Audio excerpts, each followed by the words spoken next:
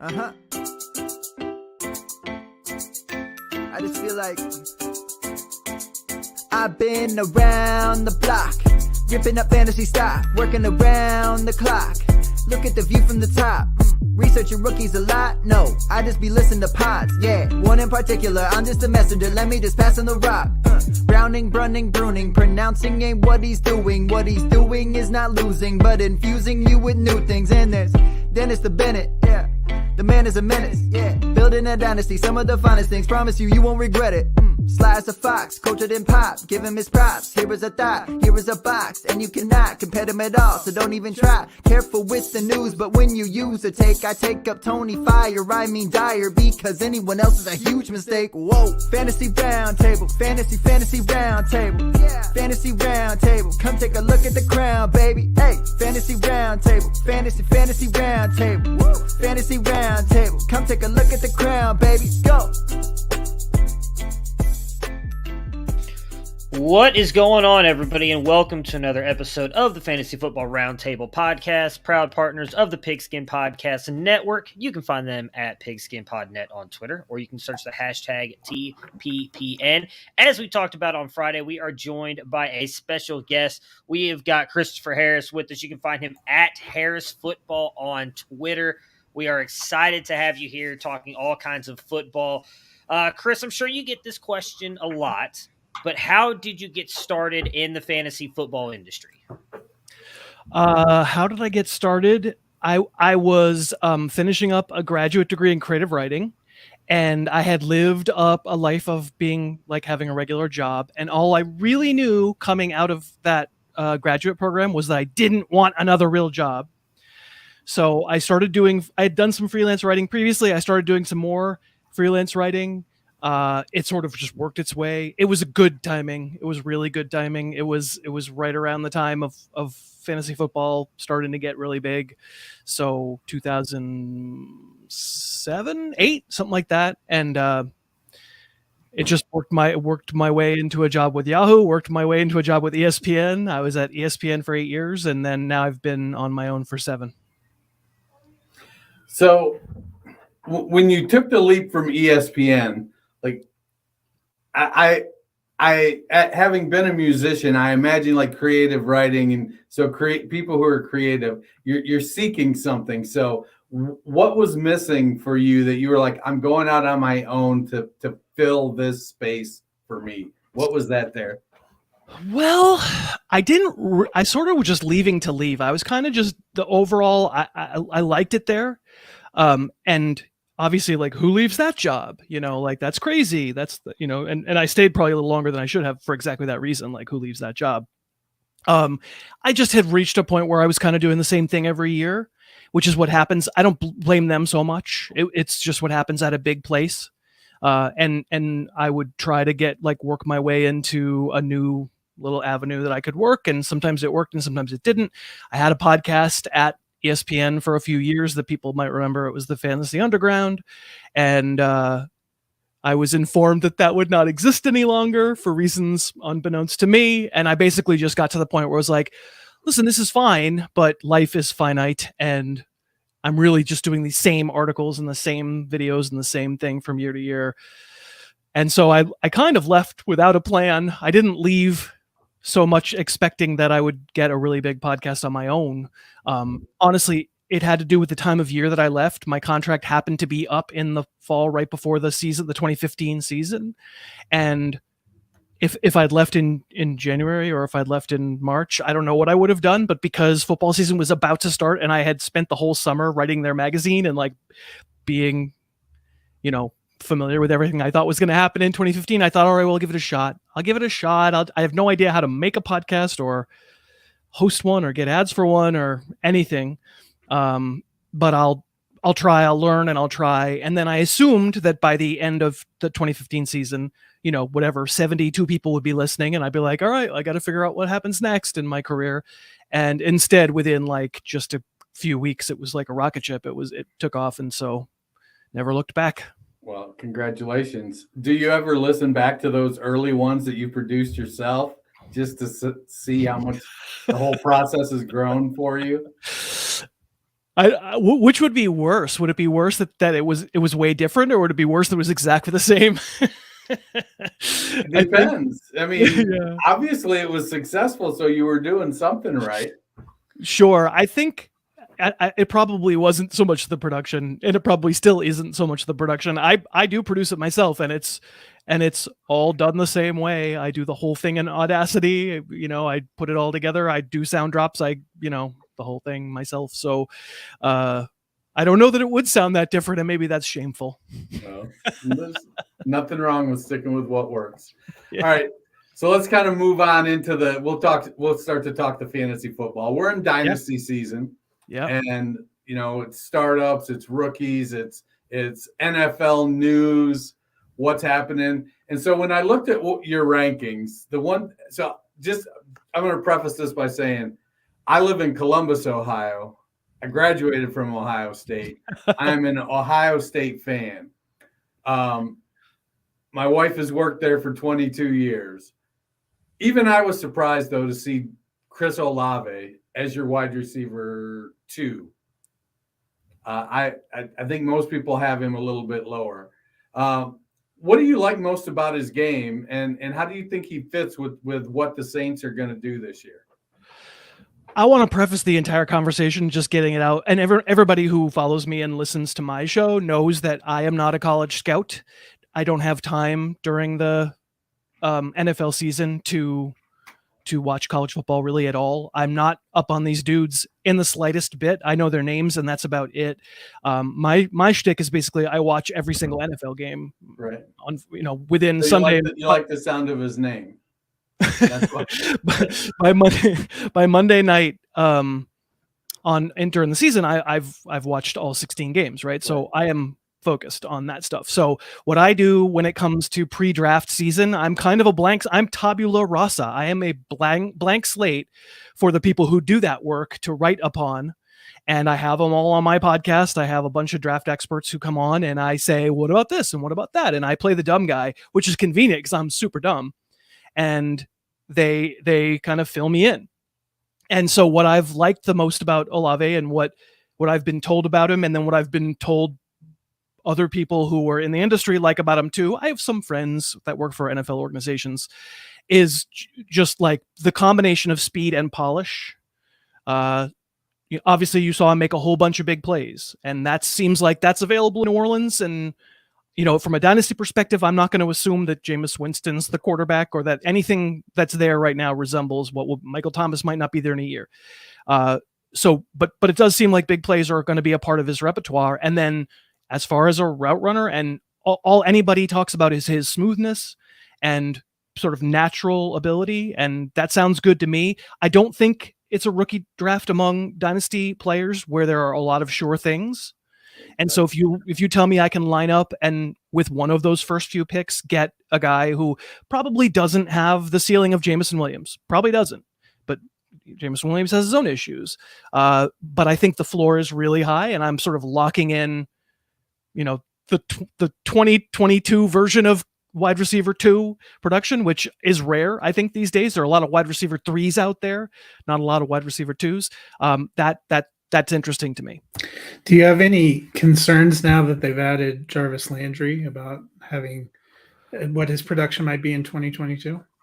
So I reserve the right to change my mind, of course, because none of us really know anything yet. I don't know if you've been on Twitter, Chris, but you're not allowed to change your mind. I've just reserved it. I've just stamped it down. I now officially have reserved it. Listen, Jarvis Landry has been a very good player in his career. He was not a very good player last year, and I don't know if he's been anything like the Miami player he was for a few years now.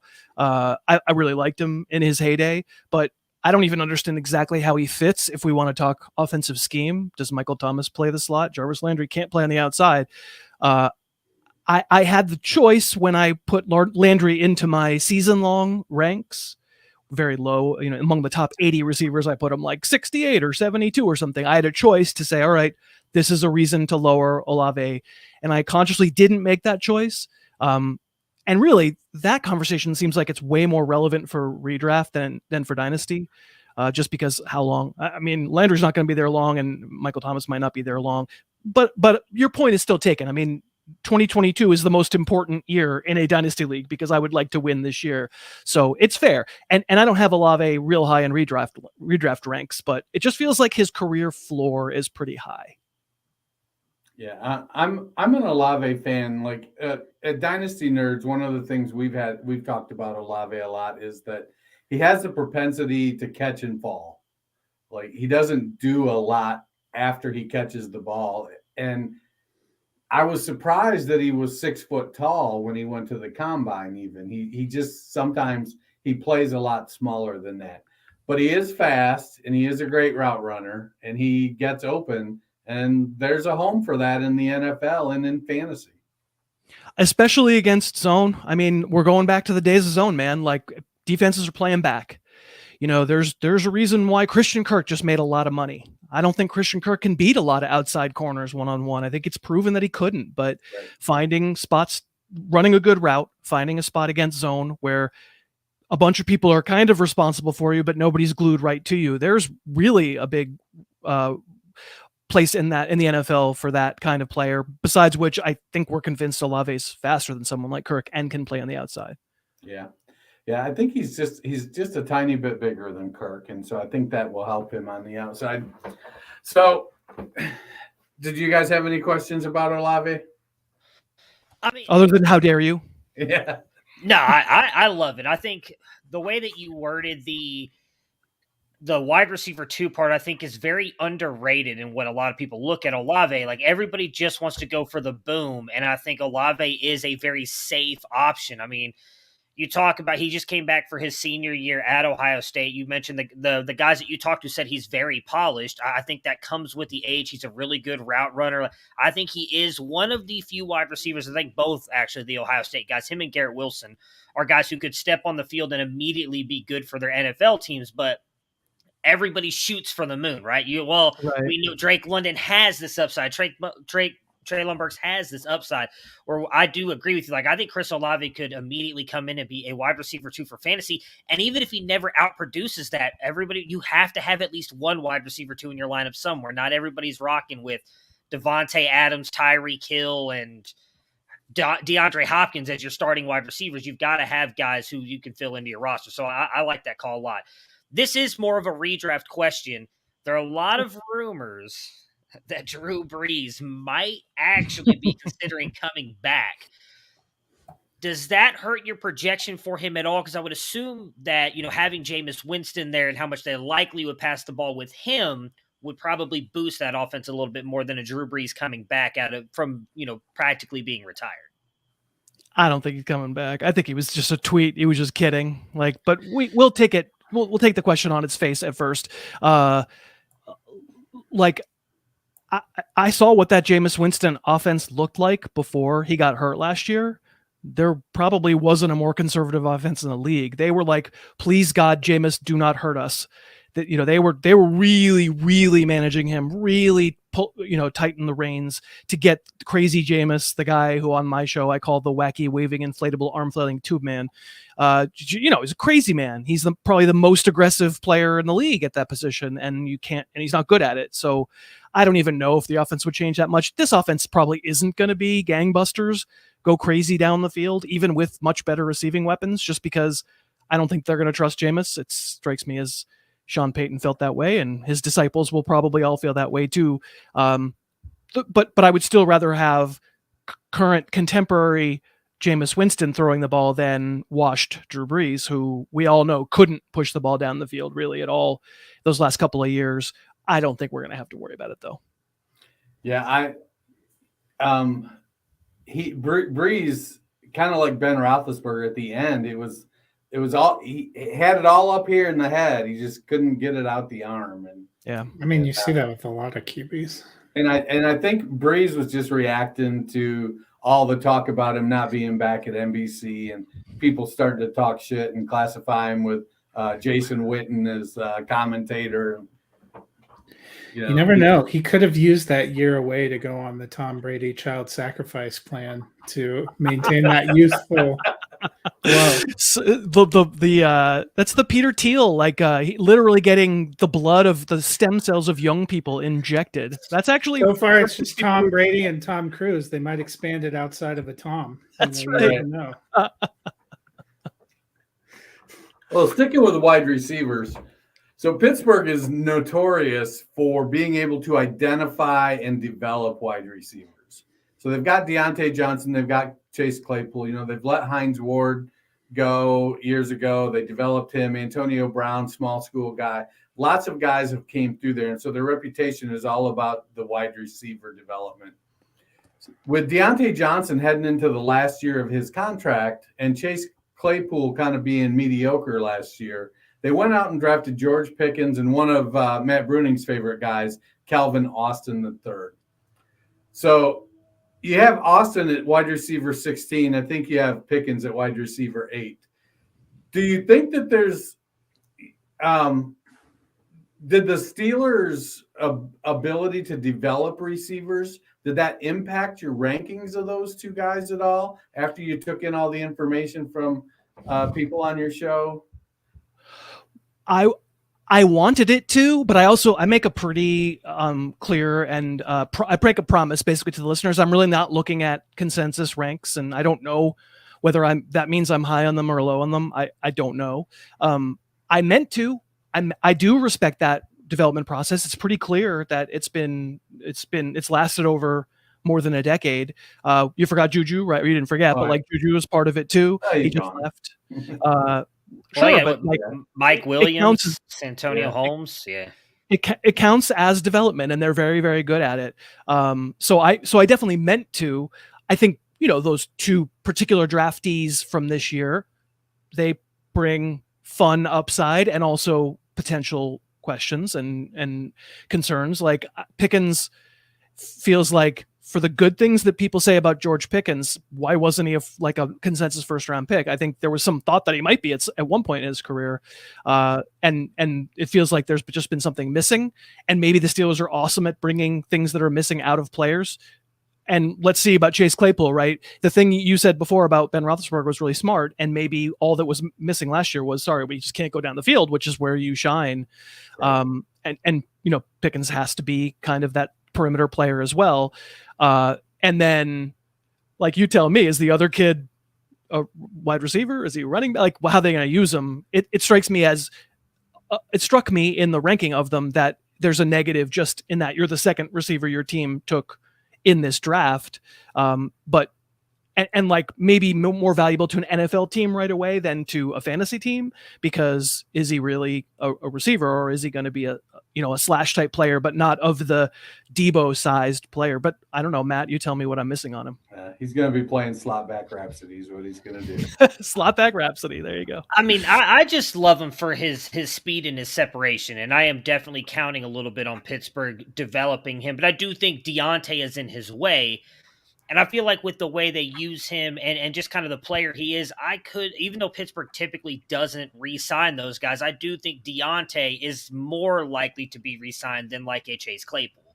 I think they drafted George Pickens to replace Claypool, so then that would hurt Austin. I've heard a lot of people that I know are big Steelers fans and close to that think that he's mostly just going to be like their kick returner and their punt return guy. But I think just his speed and everything is dangerous. And who is this wide? I'm like dying to know who is the wide receiver that I'm thinking of. It's not Mike Williams. I said Mike Williams. That's the Chargers wide receiver. He was Mike Wallace. Mike Wallace. That's who it was. I was jumping on the internet trying to find it. So yeah, I think he's a really good wide receiver. And I think the other reason I really like him too, I mean, he graded out very highly for me in my film grades, but it's also, you can get him so late in rookie drafts. Like, nobody's taken him before like the third, maybe fourth round. That's another reason why I'd be willing to bet on him with Pittsburgh's track record as well. So we talked about, obviously Ben wasn't incredible last year as a passer. What are you expecting from this Pittsburgh pass offense with either second chance Mitch or small hands Pickett taking the place? It's so funny. I'd love to hear what you guys said when you found out the Steelers had, took Pickett as like clearly the QB1 in this draft, when that did not seem to be the consensus at all among the wise guys. the Steelers are one of those organizations that the media just likes. They're a very popular team. They also are very, just Mike Tomlin's very telegenic, and he give you a great quote, and they give a fair amount of access. And it feels to me that often they can sort of do no wrong. So if they've decided Kenny Pickett's the right guy, then what a story. Oh my God, he's going to stay in his university town and, star for the same city. I didn't think Pickett was that level of prospect. And so I have a hard time, just because the Steelers took him in the first round, of thinking that he's not. I mean, the last time we took this long to get a second quarterback taken in the draft was the Chad Pennington year. Chad Pennington went a little later, actually, I think that year in the first round. And then there wasn't a pick for another quarterback till the third round. It strikes me that that's the likeliest thing. I don't know. Like young Pennington was actually a good player before he hurt his shoulder and lost his fastball. He was a pretty good player, but in the way that Kirk Cousins is a pretty good player, in the way that Andy Dalton is a pretty good player. I think it's a negative. I think no matter what you're talking about, if you're going to compare the Steeler quarterback situation this year and in the next couple of 3 years, to compare them to all those other superstar quarterbacks and what they do for their receivers, just in the AFC, it wouldn't go down on the list of positives and negatives that everybody would make for a receiver. It wouldn't go down on the list of positives. They might have the 16th best quarterback situation in the AFC. It's possible they do. I'm really torn on it because I am a massive Browns fan, so I openly root for Steelers to fail all the time. And I was not a big Pickett fan either, but I do think he kind of fits that team. Tomlin has shown that he wants to build around his defense, right? Like, he wants to win games with his defense, and I do think that matters when you get into the playoffs. Like, if we take the fantasy football aspect out of it, if you go just strictly NFL, we see guys like Lamar Jackson, Kyler Murray, they're sexy and exciting, but they haven't necessarily succeeded in the playoffs. It seems to be defense that is really what's winning these guys Super Bowls. And Kenny Pickett just looks like a guy. I hate to label the game manager thing, but I feel like that's why they picked him. He's ready to go now. I think the Steelers, they're always in competing. I don't think they've ever been below 500 under Mike Tomlin. And they're always trying. They're almost always in the playoffs. They're always competing for a Super Bowl. So I think that's why they took him, is just, hey, he's a guy that we know will come in there. He's not going to really throw that many interceptions. We've got great weapons around him. So all he's got to do is dump off. We'll rely on Najee, who's going to just get it seems like 50 catches a game and a crap ton of rushes, and then we're just going to rely on our defense. So I'm with you on the fantasy impact. I think is going to be not great. I would bet only one of those guys really gets. My bet would be Deontay. I think that he really carries, or is at least able to help produce for fantasy numbers. But I think overall, from an NFL perspective, it wasn't a horrible pick, because I think all the talk was that they were in on Malik Willis, but I mean, he's probably at least a year away from being a starter, and I don't know that they wanted to roll in with Mitch, which sucks for him too, because I think he really thought he was going to be a starter this year. Just his personal lunches with Mike Tomlin. Yeah. But our lunches, I mean, here's what I would say. Is it true that defense wins in the playoffs? So if you can't go down the field, how are you going to win that Kansas City Buffalo game? I don't know. I don't know if I agree with that anymore. The Rams had both, but the Rams beat the Buccaneers because with less than a minute to go, after Tom Brady had come back and sucked the blood out of some children, then Matthew Stafford hit a zero blitz deep bomb to Cooper Kupp that I would need a quarterback to be able to do. You might be right, and it's easy to draw large philosophical conclusions about the NFL from very small sample sizes. And unfortunately, even year to year, the NFL just changes an awful lot, and defenses change their approaches, and we start pretending like we know things we don't know. You're right. I mean, I think at the very least, they drafted the quarterback, apparently, who can come in and play right away. But if he comes in and plays right away, like Mac Jones, speaking as a Patriot fan, I just feel like I don't know that Mac Jones ever leads me to a Super Bowl unless I spend the money to surround him with an ungodly amount of talent. Yeah, I mean, for me, when it came to Pickett, my biggest issue, there hasn't been a ton of successful quarterbacks with his hand size. I was more concerned with the fact that it took him 5 years to put up big numbers. Mm-hmm. And then that didn't happen until Jordan Addison came in. And I'm an old dude, so I remember Guy Benjamin, who was all that at Stanford. It just ended up that he was throwing the ball to James Lofton, who went on to have quite the stellar career, and Guy Benjamin just kind of faded away. So is that, to me, I wonder, is that what's in store for Kenny Pickett? Because it took him so long. He was, 23 years old, I think. He had a lot of starts. He just wasn't great the first 3 years when he was starting. So I like Pickett okay, and I like that the team invested in him. But by and large, I think the success of this class is going to come for super flex leagues in fantasy. I think the quarterbacks that were drafted are quarterback twos. They're guys, I think, in 3 years, you're going to look at them and say, I don't want this guy leading my team, but if he's my QB2 or my QB3, I'm fairly comfortable with that. And if I got him paired with somebody, I can make a run. I'm talking about quarterbacks still, your rankings. So I thought they were kind of peculiar. You had Pickett and Willis back to back, and then a big gap, and then Desmond Ridder, and then another big gap, and then Matt Corral and Sam Howell. So draft capital caused Sam Howell to have a precipitous fall in rookie drafts. But it was interesting that you had Willis up there, who does seem to be the furthest away, or one of the further guys away from being ready to play. So what pushed him up and then caused, why were they so spread out? Like, how did Corral get down there? I don't want, in any rookie dynasty draft, I don't want anybody but Willis. I don't think I do. I mean, it depends on when, right? You'll take anybody at the right price, but he's the one. Like, he's the one who, I don't know, fine, 75% he turns into nothing, but the 25% he turns into something. Well, you just said they're all QB2s. He's the one who could be a QB1 if everything goes right, and he learns how to play, and he manifests the laser rocket arm and the legs. I mean, especially the legs for fantasy purposes. He can get in the Trey Lance conversation. He can get all the reasons we get excited about mobile quarterbacks. It's right there. It's not going to be there this year. We know that. It might have been had he gone to a different landing spot, but he goes to a place with an established starter, albeit one who vomited all over himself in the playoffs. And, if there's sanity in Tennessee, they're looking for a way out. I think they found it if Willis develops. So, I mean, if anything, I was trying to balance in those ranks. I'm trying to balance. All right, the dude I really want is Willis. I don't really want, even in the Superflex league, I can find the generic QB2 anywhere. I can find him anywhere in a Superflex league. I can sometimes trade like roster flotsam for him. I just don't feel like I need to stretch myself to get Sam Howell. Frankly, I don't feel like I need to stretch myself to get Kenny Pickett. I just put Pickett as high as I did because I think he will have that starting job. That rank might be wrong, but it might be too high on Pickett if it turns out that he's not ready.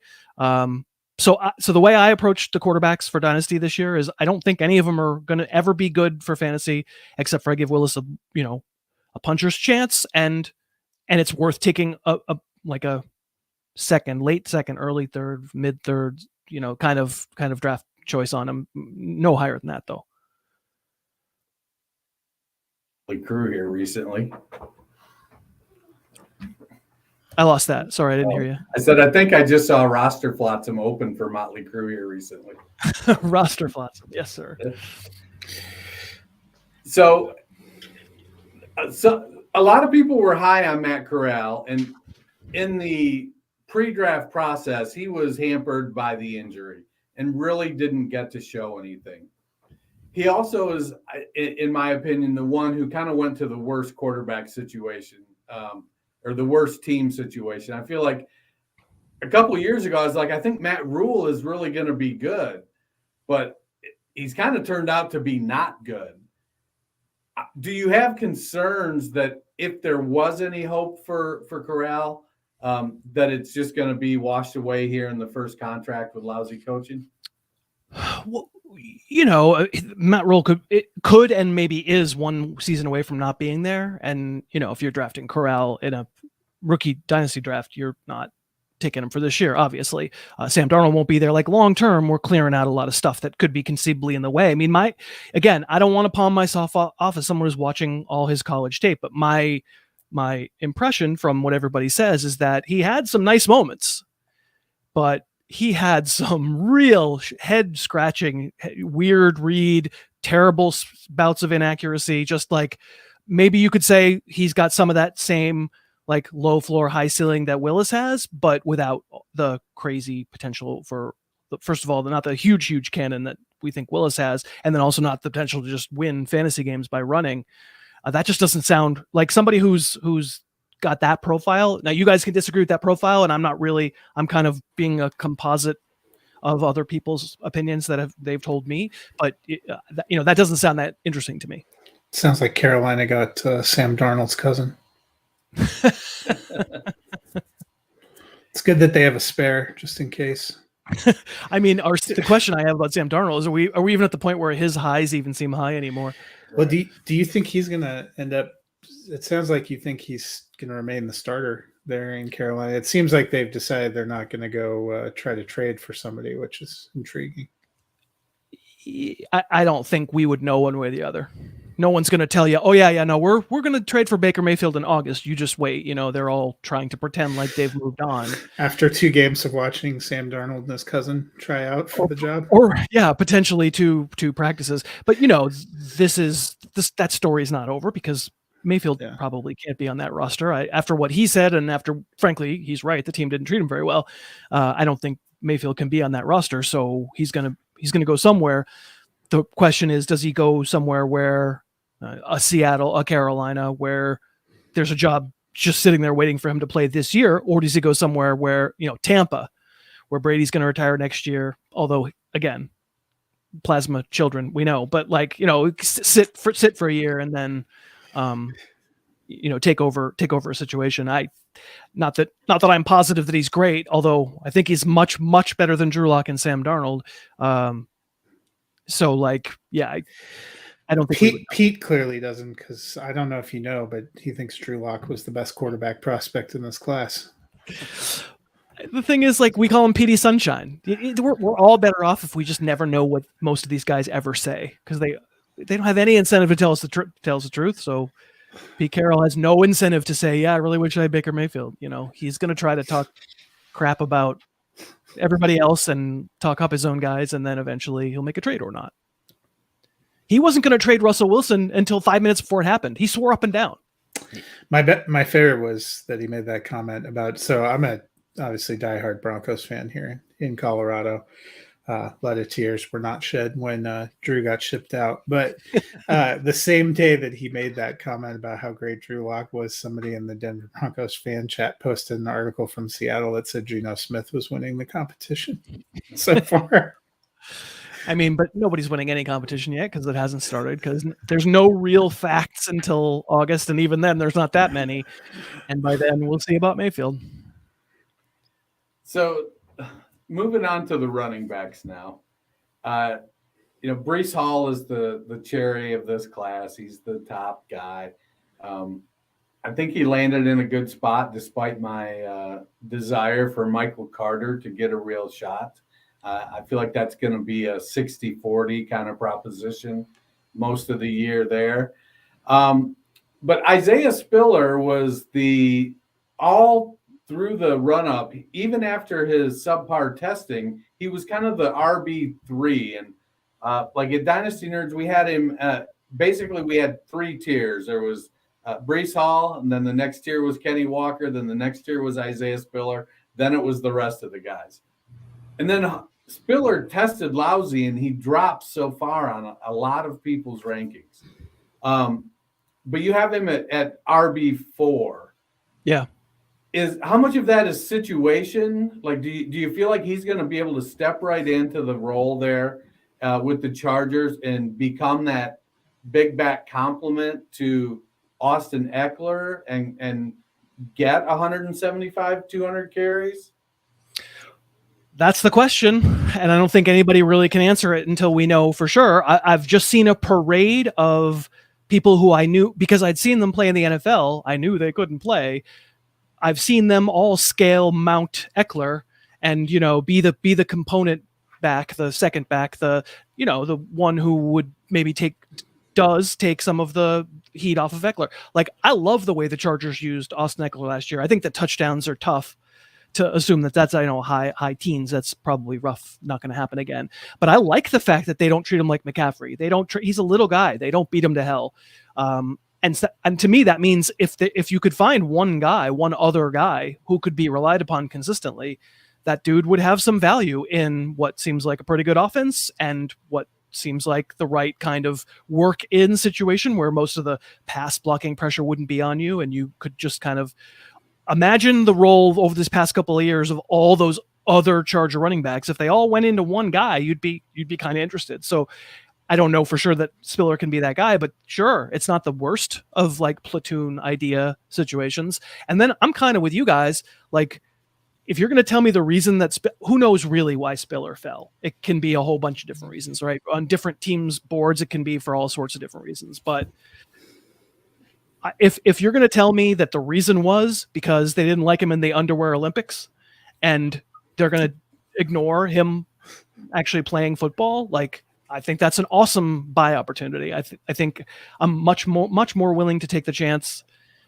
accepting that, especially in other years where there were more sure things at running back, getting drafted behind borderline the fantasy MVP last year maybe isn't the most optimal situation, and Eckler isn't going anywhere for a while. And so there's maybe a little bit of a cap on him, but I'm comparing him to guys who I don't think are that great of prospects. Are all everybody else, it feels like, other than maybe the top 4 or 5 guys, are all in the best of all worlds with their NFL depth charts, probably situational players. Not people who you would ever throw the ball to, or not people who you'd ever feel great consistently running between the tackles.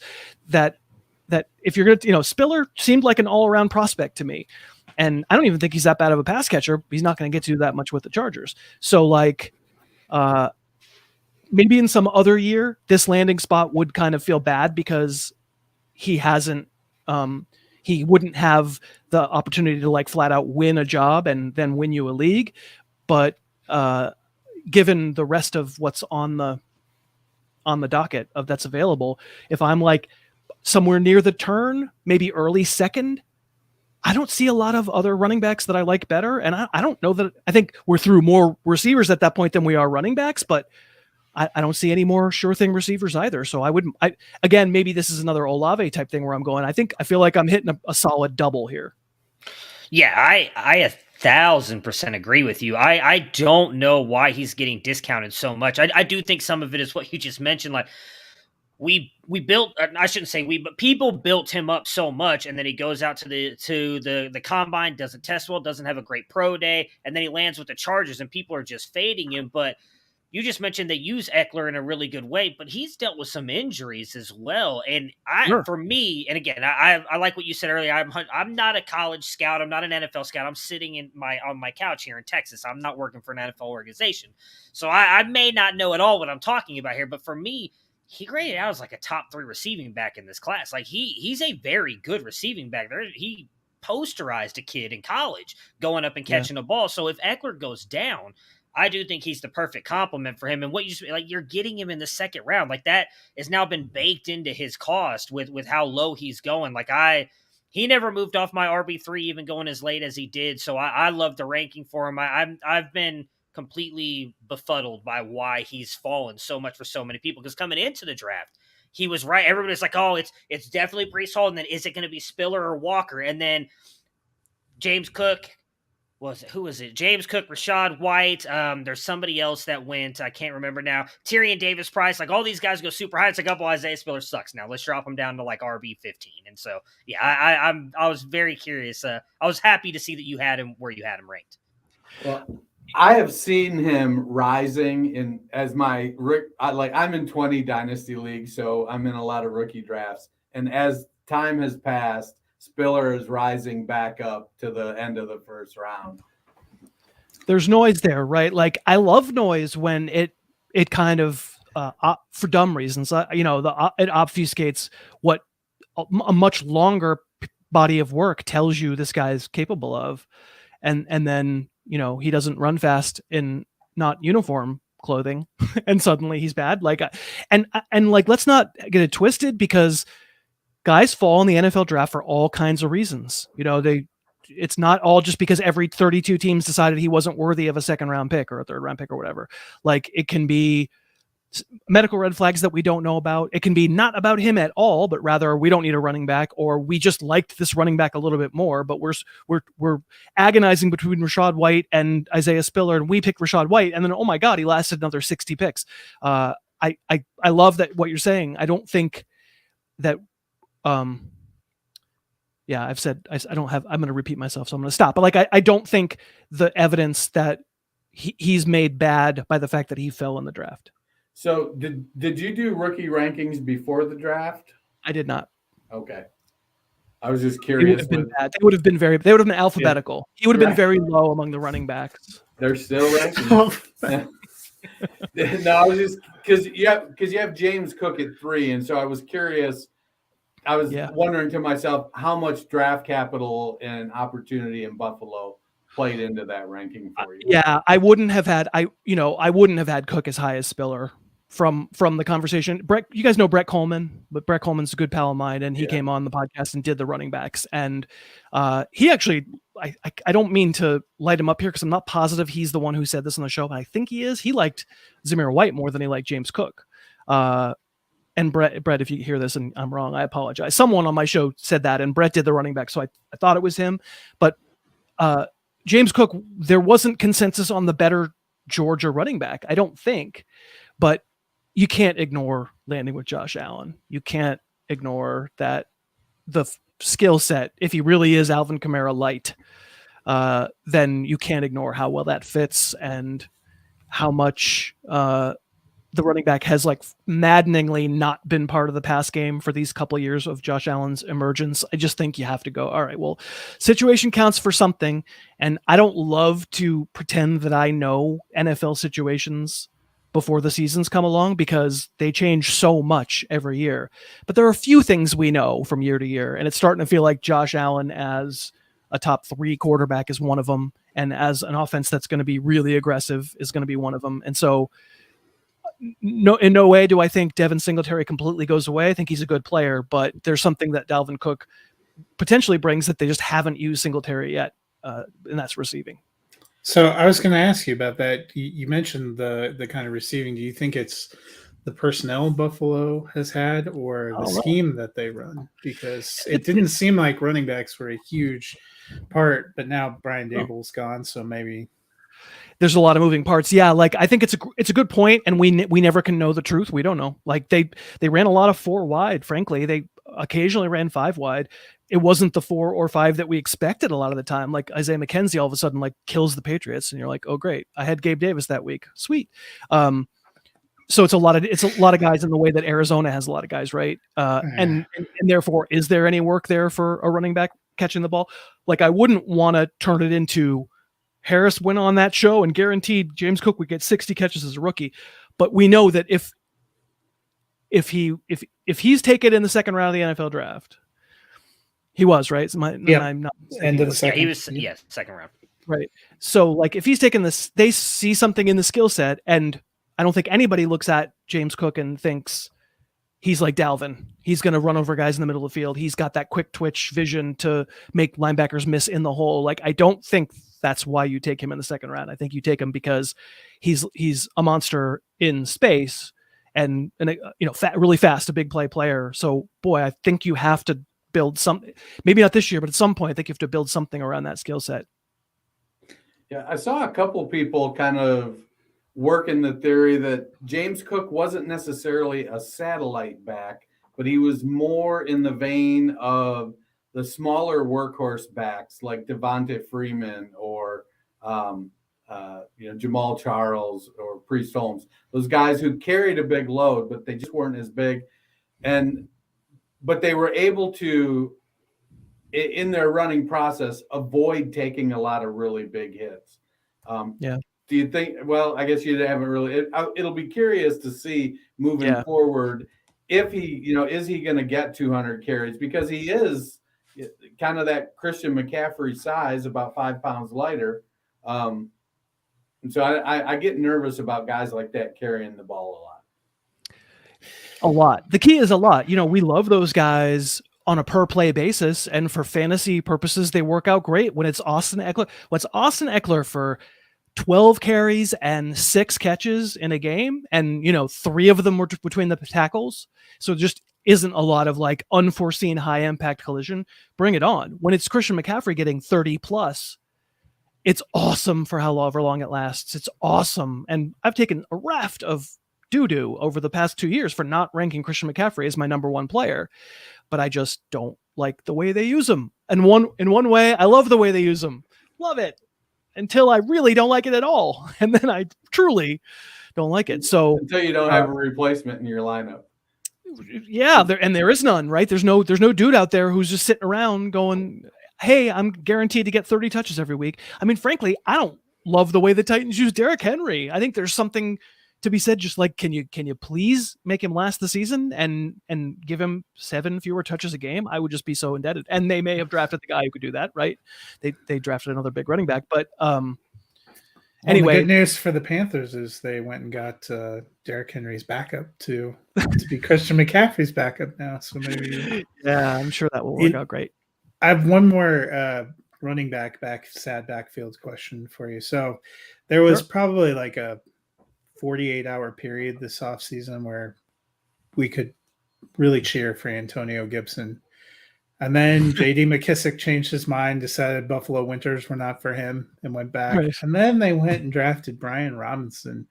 And now, I know what you said. It's coach speak. It's early, but there's a lot of talk. Hey, well, we have Brian Robinson and Gibson to split these first and second down reps, and then McKissick to come in, which sounds like a nightmare for those of us that were hopeful for Gibson. What do you look at when you look at that backfield right now? I think it's a legitimately reason for worry and reason for nightmare. Coming out of his rookie year, I thought Antonio Gibson had a certain kind of really good rookie year. He didn't like flatten fantasy leagues or anything, but I just thought he looked really good. And for a college wide receiver to look that good as a running back, to just be decisive with vision in a way that you don't normally see, frankly, rookie running backs doing, let alone rookie wide receivers who've converted, it was great. And it felt like he dithered away quite a lot of goodwill last year. He still looked really good when he didn't make mistakes, but my God, did he make mistakes? Just so you watched that tape game by game for Washington, and you'd see fumbles, and you'd see drops, and you'd see missed blocks. It seemed like the whole he's going to struggle because he was a collegiate wide receiver skipped a year. It didn't happen so much in his first year, and then I don't blame Washington for feeling like they needed to hedge somewhat with a not that expensive draft pick. I don't know that necessarily means Brian Robinson comes in and takes his job right away, but it very clearly, no one can argue it doesn't make the fuse shorter. Of course it does. The whole reason Robinson's there is because Gibson wasn't reliable at all times. And if Gibson just had kind of the shakes for a little bit, or he was nursing an injury and couldn't get over it and it affected his play, like, he can prove all that. And I wouldn't be shocked that if he did become reliable, that Robinson doesn't play that much as a rookie. It's possible, but they've built in a parachute. And not only that, but this is turning into kind of the Patriots model where you draft the replacement a year or two before the second contract comes along. Like, it seems like a screaming red flag that the second contract doesn't come for Gibson. So my last question here, I want to jump back to James Cook, because I was not a fan of him either. Like you mentioning that Brett wasn't, I was not either. He was very lowly ranked, really good receiving back. I don't know that he's, at least in my opinion, a very good runner. And I mentioned it on Twitter, and I know a lot of people are saying it as well. Like, there's, I think, a little bit of fear in the fantasy community that he could be like CEH for us. So like we all take him very high because of the situation. Great quarterback, right? You mentioned Josh Allen, never really lives up to that hype. So in a rookie draft, where would you feel comfortable taking him, knowing that obviously if he hits, you just hit on a gold mine, but if he doesn't, you may have unfortunately kind of have to eat that and keep him on your roster, never really get that value back? Such a good question. He really does feel like the CEH. it seems like he does feel like the sucker play. I would, definitely take the 2 running backs in front of him. They're probably 1 and 2 only because there's not a sure thing wide receiver. I'm definitely taking those 6 wide receivers in front. I think I am. I'm not remembering my own ranks, but like Jahan Dotson, I guess there's a, would I take Cook or Dotson? It might depend on what else I need. It could, but I'd love to make him be the 9th pick, the 10th pick, even if you say Sky Moore goes in front of him because of situation. I don't think I want to go any higher than that. And I think you're agreeing. And then you go, oh, great, except for I'm picking 10th or I'm picking 11th. And he did last. Am I really burning my pick here? And I think that's a fair question. And I think it's fine if somebody just wants to go, you know what, I'd rather hit the solid double. I'm going to take Spiller. I'm going to take a receiver who Wan'Dale Robinson. I'm going to take just somebody who I like. I think that's fine. I will say, I'm sure you guys have talked about just sort of the general quality of this skill position group. It's not high. It's not as high as it's been the past couple of years. And so do I feel like if I'm picking 11 and I take Cook, which I don't think I'm going to get him there, right? But let's just presume that he falls. Do I feel like I'm really missing out on someone that, 2 years from now, people are going to go, you idiot, you should have known. I kind of don't. There are going to be guys who get taken in second rounds of rookie drafts who pop, but they're not going to have been consensus poppers, right? They're going to be like, well, we saw the upside, but we knew there were things that were wrong, but man, he cleared them up and he turned into a really good player. If I miss that guy because I took Josh Allen's new potential playmaking receiving back, it's a decision I can live with.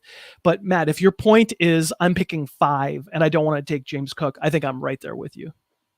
Yeah, I think that's my big. I know Matt Fox was in a draft where he went 1-3. I've seen him go that early in some. Like I'm with you. Like if you're at that back part of the first round and then it's just kind of like, what do I do here? Like I'm with you. Like for me, it's like an argument between him. You got Christian Watson, who I think has a lot of questions as well, but great offense, paired with Aaron Rodgers. George Pickens, we talked about earlier with Pittsburgh, develops wide receivers. So like, yeah, he's sitting there. It's like, what do I do here? So I was curious to see where you wanted to go or where you would go with that. Because I said, I'm with you. I would not go as early as 1-5, even though we've seen him go in there. But back into the first round, I think it's a legitimate question to ask. Yep. Well, I think if nobody has any other questions, I'd like to move on to book talk. Book talk. Yeah. Well, I'm excited. Like I'm throwing around a book in my head, and so I've been kind of tossing it out. And so having you on, the guys have their Marvel corner where they'll talk about all things Marvel. And so since you're on and you've written some books, I thought I'd pick your brain a little bit, promote your books a little bit. Hopefully, it feels like, you studied it, you got your MFA, and you decided writing was going to be part of your identity. So like, how did you, like, what, you got your MFA? Did you start your first book while you were in college? While you were getting that? Did you just one day go, I'm going to write a book? And I mean, I've wanted to write fiction since I was like 13 years old, I think is when I probably wrote my first book. It wasn't that good, but. And then fantasy football got in the way? I tried real hard. I didn't major in anything. I got an English minor, like a literature minor in undergrad, but I majored in practical things. And then I went out in my 20s and did practical things, but I wrote kind of on the side. And it was really right around when I turned 30 that I went, again, limited time on this earth. Like what I really want to be a writer. So I'm going to go get this master's and be a better fiction writer. And the stuff that I wrote up to that point, I thought was really good then, but I look back on it now and I realized, I needed more pages on my odometer. And so, when you go to get a master's in fiction writing, I mean, they call it a terminal degree for a reason, because, you can't get a PhD in it. And also you die when you finish it. Your hopes of literary glory die. It's not really a practical thing to say, cool, now I'm a fiction writer, hope I can eat. So it's something, a lot of people say, oh, your side hustle is fiction writing. And I'm like, I mean, actually, my side hustle is kind of fantasy, but it takes more time than the other thing. So, the season's long and I got to do a bunch of stuff. Writing fiction is kind of it's how I have always processed my life and the ills of the world. And so, yeah, that's how I just am always writing something. I think you're muted. So you got I'm not.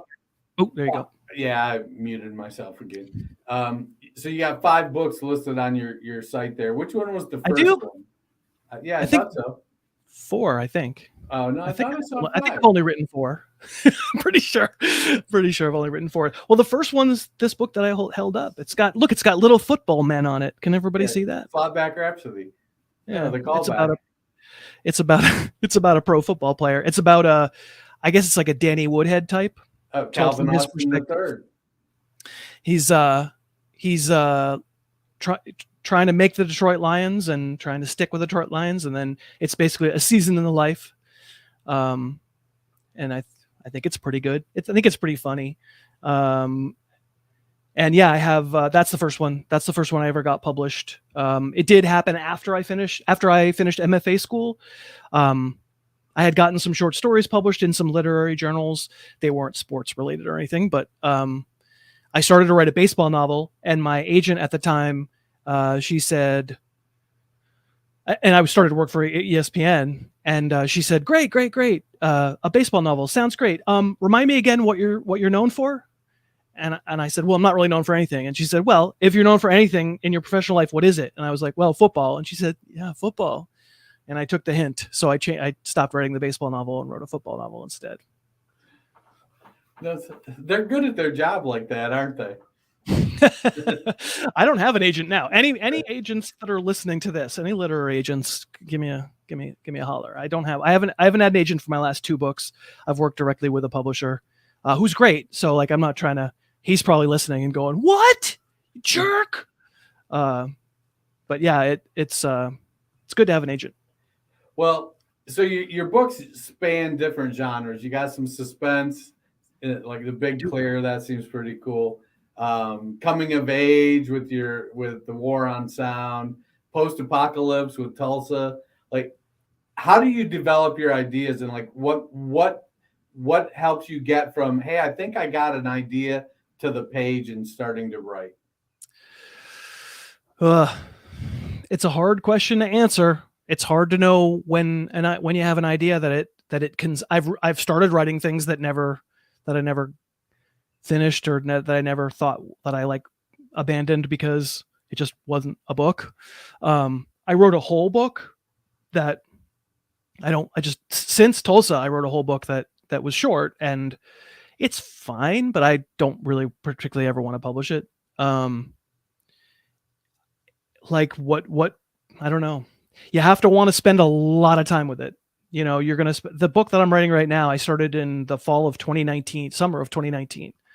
So like, you have to want to spend years with this stupid, this is a long book, really long book, but you have to want to spend a lot of time with these people and these ideas and these characters. And probably the most important thing is not, I think this is really saleable. The most important thing is that you're interested in the story and you want to spend a whole lot of time with the subject matter or the people and all of that.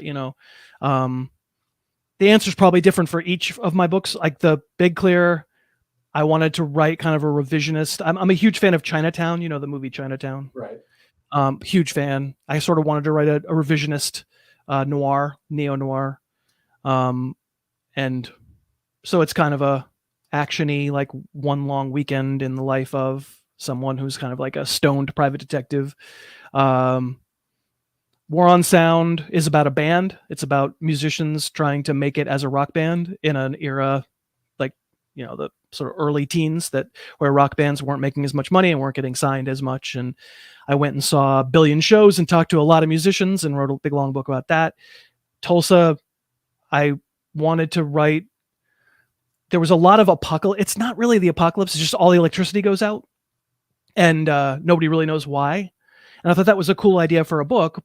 And my goal for it was to always stay with the main character from his perspective and never cut to that scene where the generals explain what happened and why it's out, or like what the world is like or anything. It would always just be from this super one person's view of it.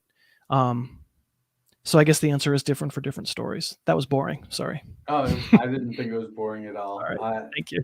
I love so having been a musician and wrote songs, my 17-year-old is a musician who's trying to figure out how to write songs. And so when he'll play something for me, the question I always ask him is, how does that make you feel? Yeah. And he'll be like, well, I don't know. I'm like, then it's not a good song. I'm like, but also you have to write a lot of songs. You have to write a lot of stuff before it starts making you feel any kind of emotion. And Right. I'll always be like, so what do you call that? And he's like, what do you mean? I'm like, did you give it a title? I'm like, you have to, writing songs is like developing a person and creating, you've got to, like, when you have to feel something, you have to give it a name, and because that's how it grows. That's like the water and the sun for it. If you just are playing a riff and it's like, why won't this grow? It's because you're not feeding it. That's kind of my approach to it. But well, Chris, yeah, it's a good point. It's a good analogy. I mean, especially because I spent so much time writing about music for that one long book of mine. Where songs come from is a very mysterious place, and so many of them are dead on arrival, and you can't figure out why. You're trying to breathe life into it, and you just can't. And probably that's true of books too. Yeah, well, we appreciate you coming on with us today. That was really awesome. Love the work that you're doing and the journey that you're on. I'm looking forward to my own summer in Massachusetts someday. Well, I'm off in the woods doing my various things. You and Stephen King. Yeah. This new book could not be less like Stephen King if I tried. I am writing a lot this summer. I'll hopefully play a fair amount of golf. Although, as we've been recording this, the biggest thunderstorm of the year has been raging over me. I hope it didn't like boom into the microphone. I'm hoping that the weather is nice enough here in New England this summer to actually get out on the golf course a little bit too. That would be nice. So, Chris, if somehow someone hasn't heard of you, where can they find you and all of your work? HarrisFootball.com is where it all is. You can follow me on social media, any place at Harris Football.